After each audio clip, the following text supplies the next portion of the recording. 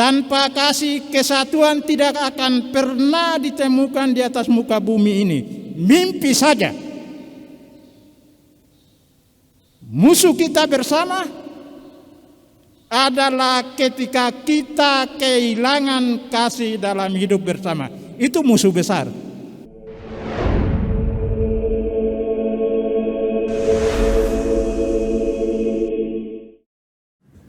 Allah adalah kasih.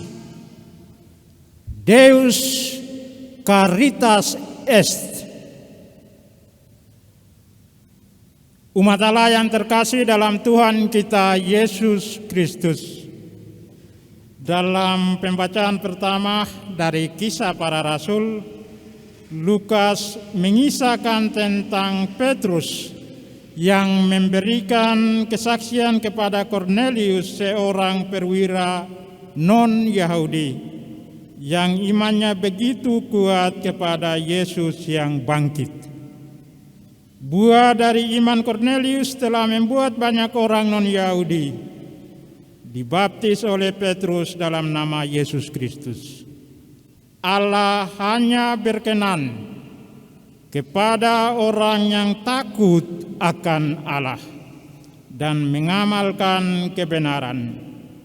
Entah orang Yahudi, Petrus, dan non-Yahudi, Kornelius, entah bersunat atau tidak bersunat. Jadi Allah tidak membedakan orang atas unsur lahiria kita, manusia yang melekat pada diri kita. Dan inilah visi Kristiani yang diwartakan Petrus tentang kemuridan orang-orang sederajat, yakni baptisan dalam nama Yesus Kristus. Bapak, Ibu, saudara-saudariku yang terkasih dalam Tuhan kita Yesus Kristus. Dalam pembacaan kedua dari surat pertama Yohanes, ia memberikan kepada kita sebuah jawaban iman yang singkat, padat, dan jelas atas pertanyaan siapa itu Allah? Allah adalah kasih. Kasih itu berasal dari Allah. Kasih itu lahir dari Allah. Wajah asli Allah adalah kasih. Jika kita mengenal Allah, berarti kita mengenal kasih. Makanan pokok kehidupan iman kita, setiap orang beriman Kristiani, Katolik, adalah kasih. Iman yang hidup oleh karena kasih, dan inisiatif kasih itu datang hanya dari Allah. Dan kita, karena Allah mencintai kita, maka sukacita yang sama pun kita bagikan kepada sesama kita. Bapak, Ibu, saudara-saudari yang terkasih, kita tahu selama hidupnya kasih merupakan tema favorit dari Yesus. Dalam Injil hari Minggu pekan ke-6 Paskah ini, penginjil Yohanes menampilkan sosok Yesus sebagai sumber kasih. Kasih sebagai model dasar dari hubungan Bapa dan Putranya, Yesus Kristus, dan setiap kita manusia. Seperti Bapa telah mengasihi aku, demikian juga aku telah mengasihi kamu. Tinggallah di dalam kasihku itu.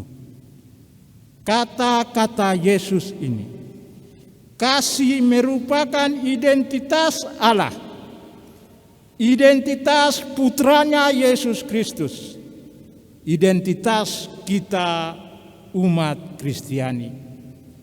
Kasih merupakan identitas kita.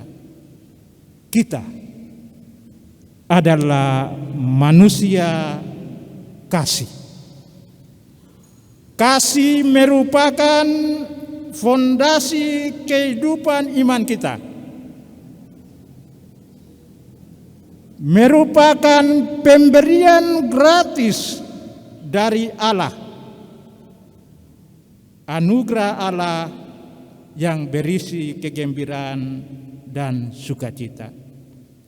Itu berarti bahwa Allah membagikan sukacitanya dengan kita, dan kita pun meneruskannya juga sukacita yang sama kepada sesama kita. Kita tidak akan pernah menjadi pengikut Yesus Kristus jika kita tidak mengasihi Dia. Maka sesungguhnya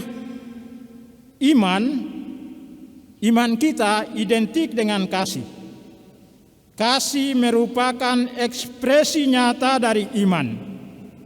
Kita tidak akan pernah menemukan kasih bertumbuh tanpa iman. Omong kosong. Yesus menjadi model utama kasih. Untuk itu syaratnya hanya satu, yakni memegang perintahnya. Jika kamu memegang perintahku, kamu akan tinggal dalam kasihku, seperti aku memegang perintah Bapakku dan tinggal dalam kasihnya. Tujuannya hanya satu, agar sukacitaku dalam kamu dan sukacitamu menjadi sempurna, menjadi penuh. Nah, saudara-saudariku, Bapak Ibu yang terkasih, seperti apakah Yesus mengasihi kita? Puncak tertinggi kasih Yesus kepada kita manusia adalah dengan menyerahkan nyawanya di kayu salib. Dan kayu salib itu hadir di sini, meja altar ini. Altar kudus yang setiap saat kita rayakan Ekaristi. Simbol pengorbanan itu nyata.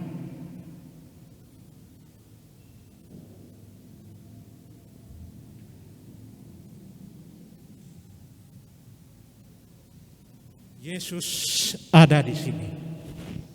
Mari datang. Saya mencintaimu, aku mengasihimu. Datang, ambillah, makanlah, minumlah. Aku mencintaimu. Terserah kamu. Kapanpun datanglah. Bapak Ibu yang terkasih,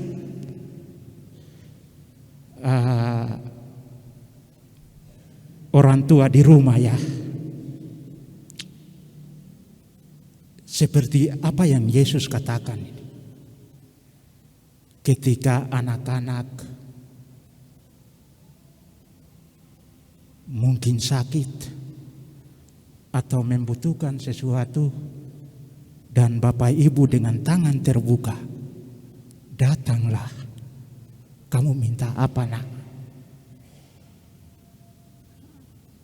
Atau kita punya Bapak Pastor Paroki dengan seluruh umat di katedral. Siapapun, pintu ini selalu terbuka. Datanglah umatku. Ada perlu, ada mau sharing sesuatu, datanglah. Di rumah sakit RSMM sana, hal yang sama. Datanglah. Para dokter, suster, mantri, datanglah. Mama-mama yang jualan dari pagi sampai sore di pasar atau di pinggir jalan, datanglah. Di mana saja. Itu adalah kasih. Dengan tangan terbuka, Yesus mengundang kita, dan itulah kita, umat Kristiani, kita orang Katolik, mencintai tanpa syarat.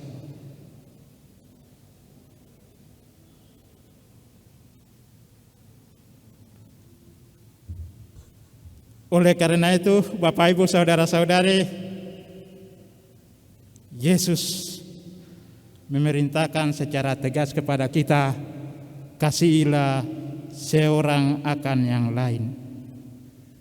Di zaman ini,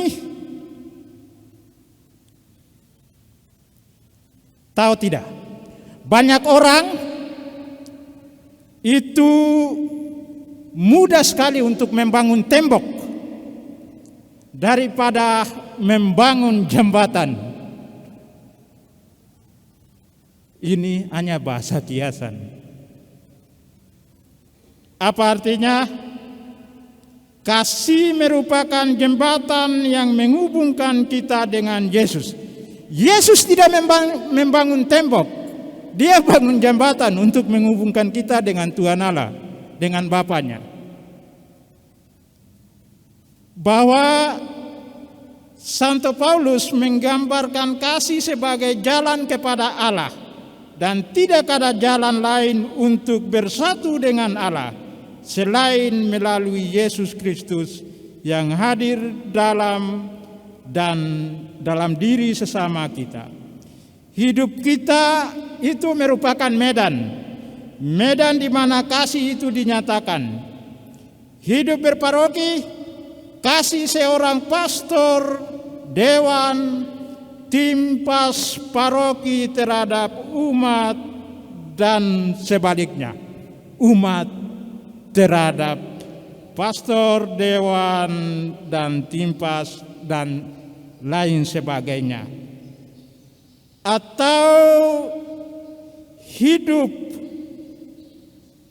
berwilayah, berkombas, kasih seorang ketua dan pengurus wilayah, atau kombas terhadap anggota wilayah kombas dan sebaliknya.